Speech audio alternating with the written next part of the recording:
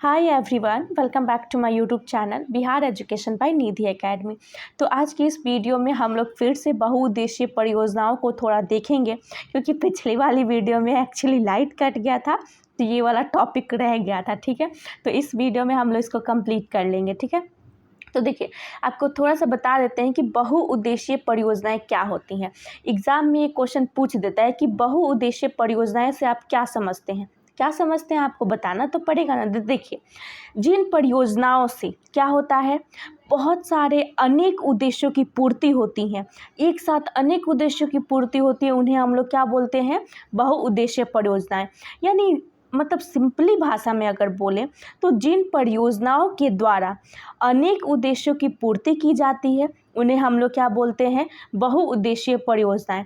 एक और टॉपिक इसमें क्या आता है कि देश के विकास को क्या है, जो है रास्ते पर ले जाने के लिए, मतलब जो परियोजनाएं हैं उसको, जो स्वतंत्र भारत के जो प्रथम प्रधानमंत्री बने थे, पंडित कौन, जवाहरलाल नेहरू, उन्होंने गर्व से कहा था कि आधुनिक भारत का मंदिर क्या है, तो देश की जो बहुउद्देशीय परियोजनाएं हैं, ठीक है, नदी परियोजनाएं हैं यही। ठीक है, तो ये सारी चीज़ें इम्पॉर्टेंट है कि किसने कहा था कि भारत का मंदिर, ठीक है, भारत का जो परियोजनाएं होती हैं उसको भारत का मंदिर किसने कहा था, तो पंडित नेहरू। ये क्वेश्चन आता है, ठीक है, याद कर लीजिएगा। तो देखिए, हम लोग यहाँ से पढ़ते हैं सबसे पहले इम्पॉर्टेंट नदी घाटी परियोजनाओं के बारे में। तो देखिए, भारत में अनेक नदी घाटी परियोजनाओं का विकास हुआ है। भारत में क्या है, तो अनेक बहुत सारी ऐसी नदी घाटी परियोजनाओं का क्या हुआ है, विकास हुआ है। इसमें से इम्पॉर्टेंट जो है उसको हम बता देंगे। ठीक है, तो देखो, पहला क्या है, भाखड़ा नांगल, हीराकुंड हो गया, दामोदर, गोदावरी, कृष्णा, ठीक है, स्वर्ण रेखा एवं सोन परियोजनाएं जैसी अनेक परियोजनाएं भारत के बहुआयामी विकास में सहायक हो रहे हैं। गत कुछ वर्षों से बहुउद्देशीय परियोजनाएं एवं बांध विरोध क्या है, तो पुनर्निरीक्षण का कारण बनते जा रहे हैं। और इसके कारण क्या हो रहे हैं, तो नदियों में बांध लगाने से नदियों का जो प्राकृतिक प्रवाह है वो अवरुद्ध होता जा रहा है, जिससे तल पर औदाशीकरण तेज होते जा रहा है। और इसी तलछट जमाव से जलीय जीवों के साथ भोजन एवं प्रजनन का जो है स्वच्छंद विचरण की समस्या जो है आती रही है।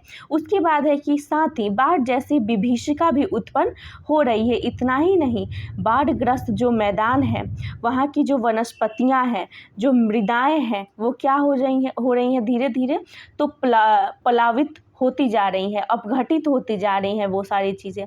तो देखो, यहाँ पर एक टॉपिक आया हमारा कि जो परियोजना है, नदी घाटी परियोजना है, जिसमें से इम्पोर्टेंट क्या है, भाखड़ा नांगल, हीराकुंड हो गया, दामोदर, गोदावरी और कृष्णा। तो देखो, हम बता देते हैं, ये यहाँ से क्वेश्चन पूछा जाता है, यहाँ से क्वेश्चन आता है एग्जाम में, तो ये जानना इम्पॉर्टेंट हो गया। ठीक है, तो इसके बारे में हम लोग जानते हैं। तो फर्स्ट हमारा क्या आता है, जो है दामोदर जो नदी घाटी परियोजना है, ये स्वतंत्र भारत की सबसे पहली ऐसी परियोजना है जो कि भारत में बनी थी। नदी घाटी सबसे पहली, जब स्वतंत्र भारत हुआ तो ये भारत में पहली बार जो फर्स्ट नदी घाटी परियोजना बनाया गया वो था दामोदर। ठीक है, इसको सबसे पहले किस राज्य में बना था, तो एक झारखंड में और दूसरा था पश्चिम बंगाल में। ठीक है, उसके बाद है भाखड़ा नांगल जो है, ये क्वेश्चन आता है कि भाखड़ा नांगल किस नदी घाटी परियोजना पर अवस्थित है, तो इसका आंसर होगा सतलज नदी घाटी परियोजना। इसको याद रखिएगा, लिख लीजिएगा कहीं नोट में। ठीक है, उसके बाद हमारा टॉपिक आता है क्या, हीराकुंड बांध। ठीक है, हीराकुंड बांध जो है वो महानदी के नाम से जाना जाता है। हीराकुंड बांध को हम लोग महानदी के नाम से भी जानते हैं। आप लोग हिंदी का क्लास 10th का हिंदी का जब बुक पढ़िएगा, सेकंड वाला बुक, तो उसमें एक कहानी है, स्टोरी, सेकंड वाला बुक। ठीक है, तो उसमें एक स्टोरी है, उसमें बताया गया कि उड़ीसा में है ये महानदी हीराकुंड बांध, जिसमें बहुत सारा बाढ़ आ जाता है, वो वाली, उसी में ये भी बताया गया है। एक टॉपिक है हीराकुंड बांध के बारे में। तो इसको महानदी, और ये उड़ीसा में है। हीराकुंड बांध जो है महानदी है और ये कहाँ है, उड़ीसा में है। ठीक है, इसको भी याद रख लीजिएगा, पूछा जाता है। उसके बाद है एक नागार्जुन।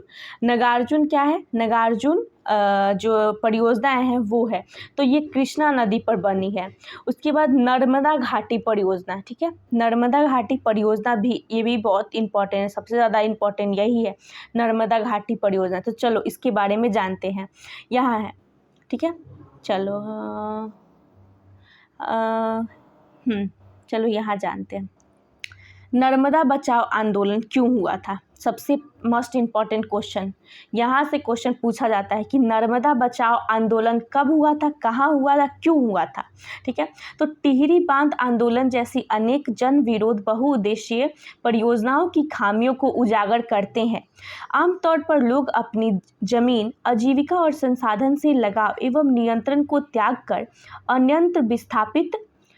अनंत विस्थापित हो जाते हैं। उसके बाद है जिसके बदले में इन्हें न तो प्राप्त मुआवजा मिल पाता है और ना ही ये विस्थापित होने के पश्चात इस परियोजना का भी लाभ ले पाते हैं।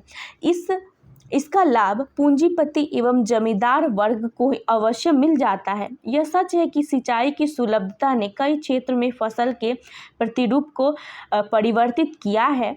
जहाँ जल कृषि वाणिज्य फसलों की ओर किसान आकृष्ट हुए हैं, वहीं मृदाओं का लवणीकरण जैसे गंभीर समस्याएं भी उत्पन्न हो रही हैं। देखिए, नर्मदा घाटी परियोजनाओं का यहाँ एक बात बताया गया है, जिसको एक गैर संगठन था, NGO, ठीक है, नर्मदा घाटी पर, जो स्थानीय लोगों ने किसान, पर्यावरणविदों, मानवाधिकार कार्यकर्ताओं को गुजरात के नर्मदा घाटी पर सरदार सरोवर बांध के विरोध में प्रेरित करता है, ठीक है। मतलब इसमें बताया गया था कि लोग चाहते थे कि ये ना हो, नर्मदा घाटी परियोजनाएं इसलिए नहीं हो क्योंकि इससे बहुत लोगों को दिक्कत हो रही थी। उनसे एक क्या हो रहा था कि एक घाटी ये बन रहा था, तो इससे बहुत लोगों को, मतलब लाखों लोगों को मतलब दिक्कत हो रही थी, क्योंकि एक तो उनका ज़मीन चला जाता, फसल चली जाती उनके पास रहने के लिए, और इसके बदले में उन्हें ना तो मुआवजा मिल पाता था और ना ही उनके लिए कोई ऐसी परियोजनाएं का लाभ उठा सकते थे। इसका लाभ ये था कि पूंजीपति लोग और जमींदार वर्ग ले सकते थे, लेकिन इन्हें वो चीज़ नहीं मिल रहा था।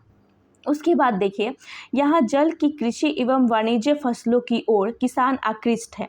मतलब देखा जाए तो धीरे धीरे माना गया है कि जो नदी घाटी परियोजनाएं हैं उससे क्या हो रहा है, किसान की जो है फसल हो रहे हैं, किसान उधर आकृष्ट हो रहे हैं। लेकिन इससे क्या हो रही है, एक और दिक्कत है कि जो मृदाएं हैं वो लवणीय जैसी जो दिक्कत है उससे बहुत दिक्कत से गुजर रहा है, और इसी वजह से गरीब, भूमिहीन और जो अमीर भूस्वामी के मध्य एवं सामाजिक खाई का निर्माण होता प्रतीत हो रहा है।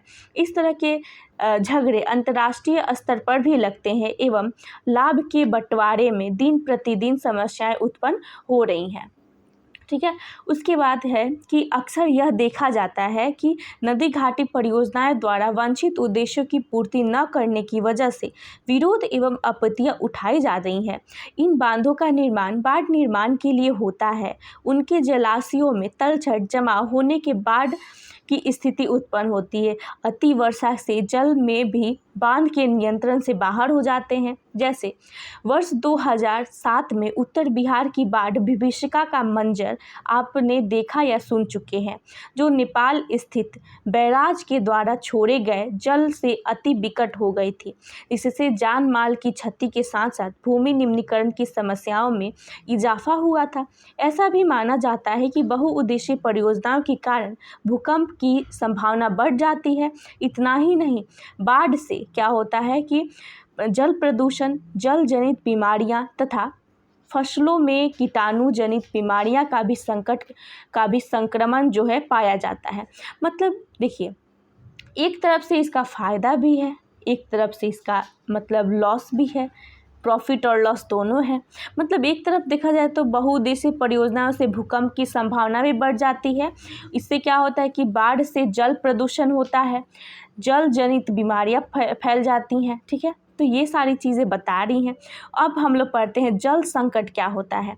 तो जल संकट के बारे में आप लोग जानते होंगे कि जल संकट क्या होता है। देखो, जैसे मुंबई में शायद हुआ था, ठीक है। वहाँ पर हुआ था कि पानी का बहुत दिक्कत हुआ था, लड़ाई हुआ था, ठीक है। बहुत ज़्यादा लोग जो थे पानी की वजह से वहाँ पर लोगों का मौत होने लगा था, ठीक है। तो ये सारी चीज़ें बताती हैं कि जल कितना इम्पोर्टेंट है हमारे लाइफ में, ठीक है। एक स्लोगन भी है, जल ही जीवन है, ठीक है। उसके बाद तो चलो जल संकट के बारे में जानते हैं कि आखिर जल संकट होता क्या है। तो जल संकट का मतलब होता है ज़रूरत के हिसाब से, क्या होता है कि ज़रूरत के हिसाब से जल की उपलब्धता में कमी होना, इसी को हम लोग क्या बोलते हैं, जल संकट। यानी हमको जितना जल चाहिए उतना जल उपलब्ध नहीं है, उससे कम ही है, तो हम लोग क्या बोलेंगे, इसको जल संकट, ठीक है। अभी तो एकदम भरपूर जल है हम लोग के पास, है ना, लेकिन फिर बाद में कभी ना कभी ख़त्म हो जाएगा, इतना यूज कर रहे हैं हम लोग तो, ठीक है। तो चलो पढ़ते हैं इसको। जल की अनुपलब्धता से जल के संकट के रूप में जाना जाता है। यानी जल हमारे पास उपलब्ध नहीं रहेगा तो उसको हम लोग क्या बोलेंगे, जल संकट, ठीक है। पृथ्वी पर विशाल जल सागर होने एवं नवीकरणीय होने के बावजूद जल दुर्लभता एक जटिल समस्या है। जल संकट के भाव उत्पन्न होते ही मानस पटल पर एक सूखाग्रस्त या अनावृष्टि चित्र उपस्थित होने लगता है। चित्र संख्या 3.4 से जल संकट स्थिति का आकलन किया जा सकता है। हम वर्षा से बारिश और मौसमी परिवर्तन के कारण जल संसाधन की उपलब्धता के समय और स्थान की विभिन्न से इनकार नहीं कर सकते हैं। प्रायः जल की कमी, इसके अति शोषण, अति उपयोग एवं समाज के, ओ माय गॉड, आज भी लाइट कट गया, इसको हम लोग अगली वीडियो में पढ़ते हैं, ठीक है।